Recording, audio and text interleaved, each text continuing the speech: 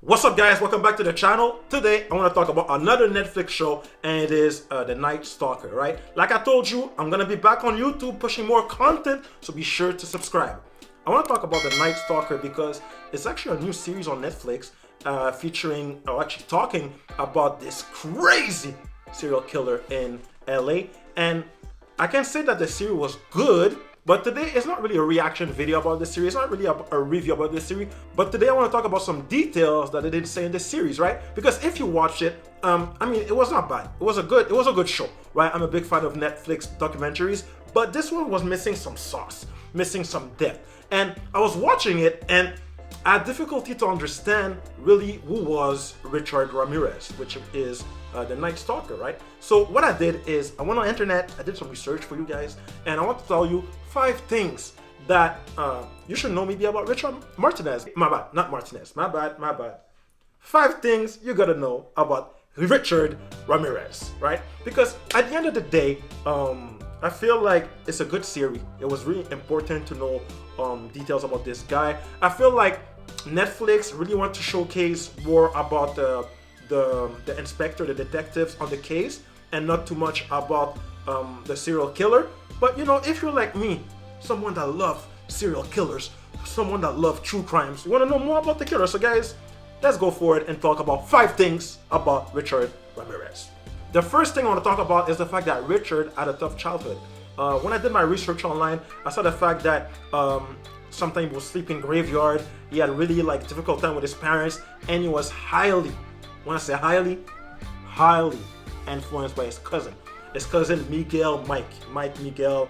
On social media, internet, it says Miguel, other places it's Mike. But basically, his cousin did war in Vietnam, and when his cousin came back to the US, it would show Richard pictures of people he killed, people he raped, and more than that. And actually, this got Richard super interested about this kind of lifestyle. But also, his cousin showed him how to kill people like a true killer, right? And to push it even more forward, one day, his cousin's wife, so Miguel's wife, went to the groceries, and she came back home, and Miguel had the guns point to her face, and she was like, "I dare you to shoot me."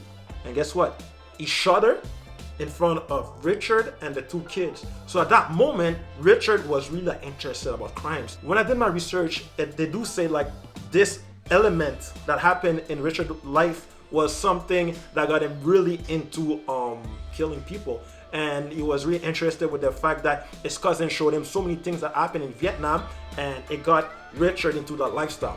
The second thing, something they talk about in the show, is the fact that, okay, he was a killer, that he wasn't really known from the cops at first, but I found that a couple of years before the murders, he was actually arrested for car theft, right? This guy was a grand theft auto, okay? And it's crazy because nowadays people can find you with your I'm so French sometimes, empreinte digitale, right? What's that in English? Whatever, I'll write it there. But because at the time they couldn't keep it, even though when they found they couldn't roll it back to him on the fact that it was a grand theft auto. Number 3, in the show, they keep talking about his shoes, his shoe size, the black shoes, the fact that this whole investigation was around the shoes. But guys, when I did my research, it was way more than the shoes. It had to do with his eyes. I mean, look at the way he looked, man. Look at the way he looked. His teeth, and also the AC/DC hat. All these things were things that made him super visible, things that make it super apparent for people to recognize who he was. That's why when the sketch, the name, everything came out to the news, he was found 1 day later, right? And fun fact, or I don't know if it's a fun fact for you, but he might have an AC/DC hat. He couldn't even understand the words that they were saying. He had trouble singing AC/DC songs. Number 4. Okay, so at this point, something that was crazy is the fact that this guy was loved by the public. Actually, it was a time that when he went to jail, he had between 12 to 15 girlfriends. He got sentenced to death in November 7, 1989, including 13 murders and 11 rapes. But at the time, there was this journalist called Doreen Leoy.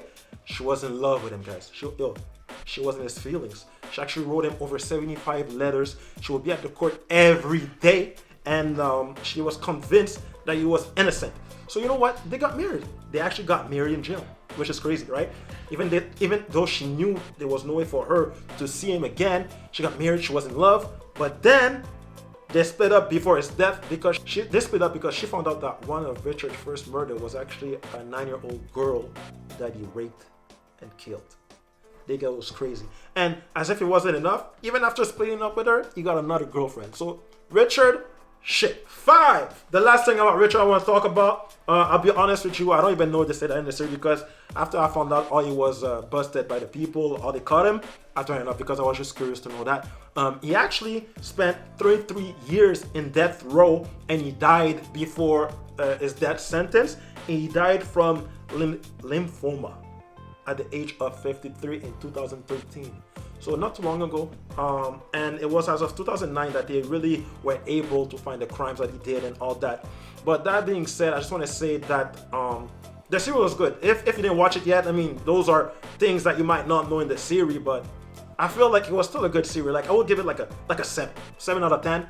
The fact that Netflix always put on some great content is amazing, but the problem was it was missing some depth. It was missing some sauce, and I feel like all this information should have been in the series itself.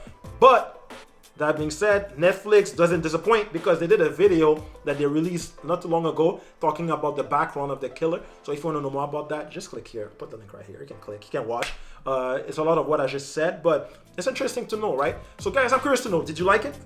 What else should I watch? You have anything for me right now? Because your boy is just home watching Netflix, watching Prime, Crave, Hulu, you name it. Your boy's just watching TV. Disney Plus, I won't forget. And guys, if you like this video, please subscribe, thumbs up, leave a comment. I'll see you soon. Peace.